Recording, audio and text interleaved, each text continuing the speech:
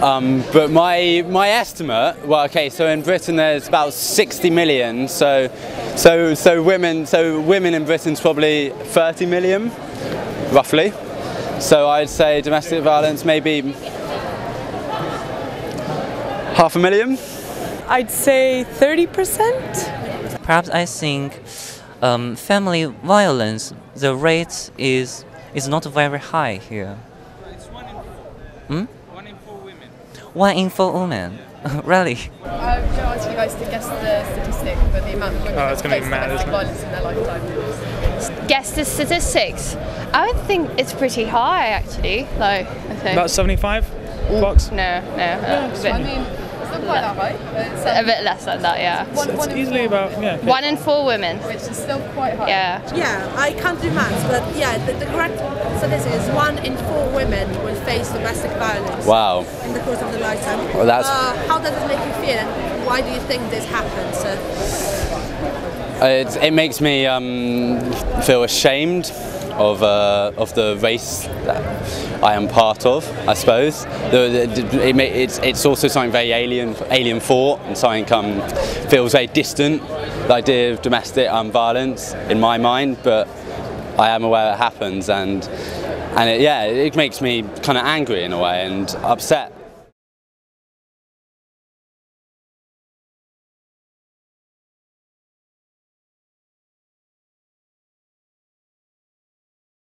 Well, shall I tell you something? My sister died. She was beaten to death by her husband with his bare hands in 1977. It's just the male psyche, isn't it? Everything's been geared towards the male from time eternal, from the time of Adam, basically.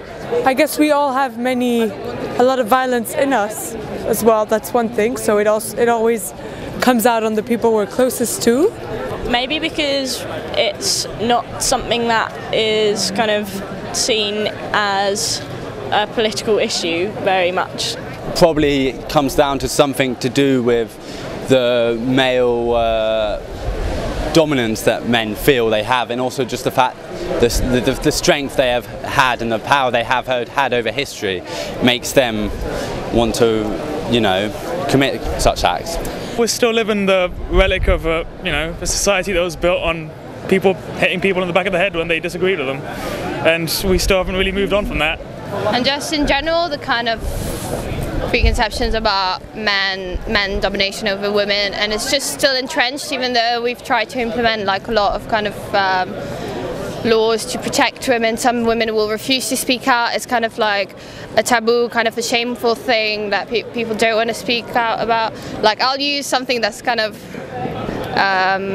gossipy, tabloid, but look at Rihanna and James Brown. Like, she recently was in an interview where she's explained that although she's like really famous and that's artist, not representative of the overall. Just going to say that. No, it's just to explain. It's just to explain that women, even doesn't matter where you come from or who you are. It's kind of a shameful thing. So even if it's happening, like not many people will speak out, and so it just carries on happening.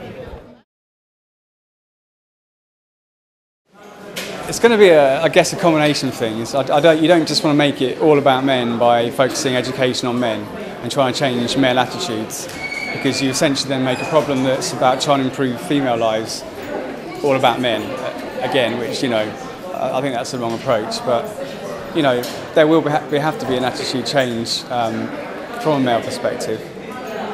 By empowering women to speak out, to seek support, to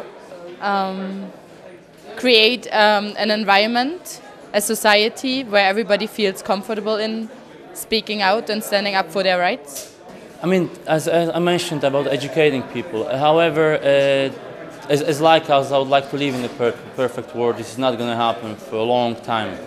And I think it is good, the best way to fight with it is to prevent it from happening. Unfortunately, it is good. Women should be aware of the danger. They should be aware, as much as you should educate them in the male population. Women should be aware of the danger. Shouldn't put themselves in a position when something like that might happen. So it's also, in a way, it's a woman's responsibility. It doesn't feel right. It's not fair, but because the reality looks because the things are the way they are. Women should make sure that they're not gonna be in danger. I think basically changing the whole views of men and women, because even among the general population, people who would like never dream of like hurting someone else, there's still the notion among a lot of people that men and women are inherently very different and unequal and have very different roles in relationships as well. So I think the only way is to like sort of change the general mindset of everyone and know that everyone is to blame in a way, but also to make it easier, I think, for women to like come out and just like say that something bad is happening to them.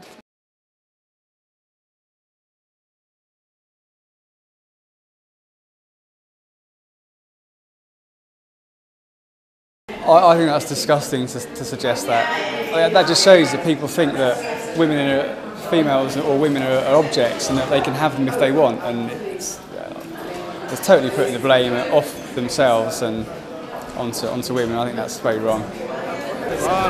I don't think it's their fault. Yeah, how can it be their fault really? Like, it's not really fair to say that. I don't think. I think it's still pretty disgusting. It's only one person's fault, isn't it? No, never, ever, ever. You know,